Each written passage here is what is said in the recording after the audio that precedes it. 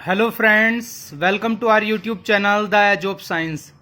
आज हम इस वीडियो में क्लास 12 चैप्टर 1 हेलो एल्केन और हेलो एरीन्स की दो ऐसी नेम रिएक्शन कराने जा रहे हैं जिनमें बहुत ज़्यादा सिमिलैरिटी है। तो ये रिएक्शन है हमारी Hunsdiecker reaction and Simonini reaction. जो आपकी हुंस डीकर रिएक्शन होती है इसमें CH3COOAg यानी कि सिल्वर एसीटेट का यूज किया जाता है। कहने का मतलब एज अ रिएक्टेंट CH3COOAg इसमें यूज होता है। और होता क्या है रिएक्शन में, जो आपका CH3COOAg है उसकी रिएक्शन ब्रोमीन से कराई जाती है। किसकी प्रेजेंस में कराई जाती है ये रिएक्शन कराई जाती है कार्बन टेट्राक्लोराइड की प्रेजेंस में। तो आपका क्या होता है, यहाँ से आपका मिथाइल ब्रोमाइड या ब्रोमोमिथेन बन जाता है, कार्बन डाइऑक्साइड इवॉल्व होती है और AgBr यहाँ से बनता है।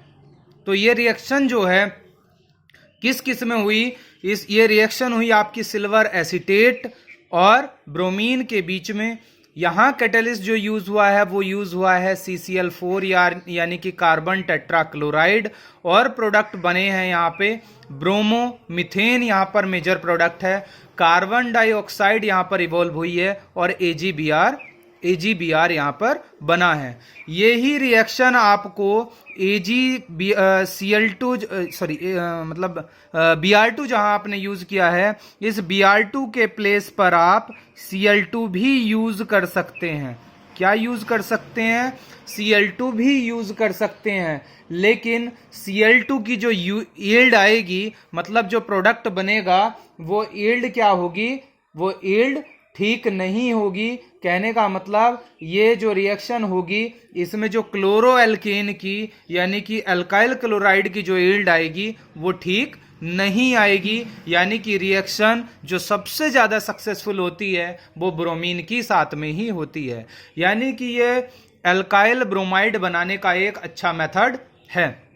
अब अगर इसमें प्राइमरी सेकेंडरी टर्सरी की बात करें तो जो आपका प्राइमरी अल्काइल हैलाइड होता है उसकी यील्ड यहाँ सबसे अच्छी बनती है। यानी कि प्राइमरी अल्काइल हैलाइड यहाँ बहुत इजीली बनाया जा सकता है। अगर सेकेंडरी अल्काइल हैलाइड की बात करते हैं तो वो थोड़ा उसकी यील्ड पहले वाले से कम आएगी, और तीसरे वाले की बात करते हैं तो इसकी यील्ड सबसे कम आपको देखने के लिए मिलेगी। इसीलिए जनरली ये इक्वेशन प्राइमरी अल्काइल हैलाइड बनाने के लिए यूज की जाती है, यानी कि प्रयोग में लाते हैं।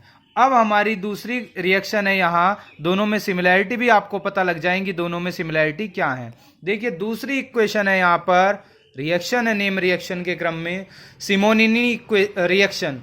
सिमोनिनी रिएक्शन में भी आपको दिख रहा होगा, आप देख रहे होंगे कि यहाँ CH3COOAg यानी कि सिल्वर एसीटेट ही यूज हो रहा है और CCl4 की ही प्रेजेंस में रिएक्शन हो रही है।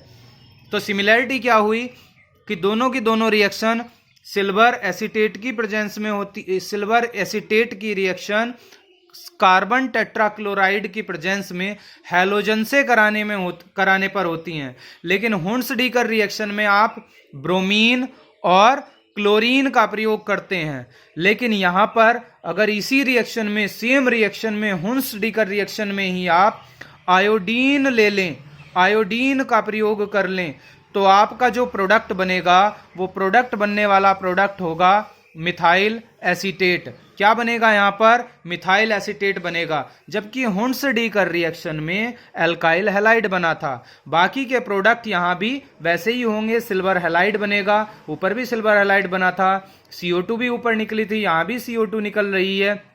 बाकी दोनों के अगर प्रोडक्ट की बात करते हैं तो प्रोडक्ट दोनों के डिफरेंट हैं, क्योंकि दोनों का एक जो रिएक्टेंट था वो भी डिफरेंट था। हुंस डीकर रिएक्शन में प्रयोग किया जाता है ब्रोमीन का और क्लोरीन का, जबकि इसी रिएक्शन में अगर इसको रिप्लेस कर दिया जाए और उसकी जगह हम क्या ले आए, आयोडीन ले आए, तो यही रिएक्शन आपकी बन जाती है सिमोनिनी रिएक्शन। और सिमोनिनी रिएक्शन में ही आपका जो प्रोडक्ट होता है वो बन जाता है मिथाइल एसीटेट। एक और सिमिलैरिटी है दोनों रिएक्शन में, दोनों की दोनों रिएक्शन की जो मैकेनिज्म होती है वो मैकेनिज्म आपकी होती है फ्री रेडिकल। क्या होती है? Free radical. Free radical mechanism. दोनों रिएक्शन की जो मैकेनिज्म होती है वो क्या होती है? Free radical mechanism. Free radical mechanism, दोनों में फ्री रेडिकल मैकेनिज्म आपको देखने के लिए मिलती है। कमेंट करके बताइए आपको वीडियो कैसा लगा। नमस्कार, आदाब, सत श्री अकाल, जय हिंद, जय भारत।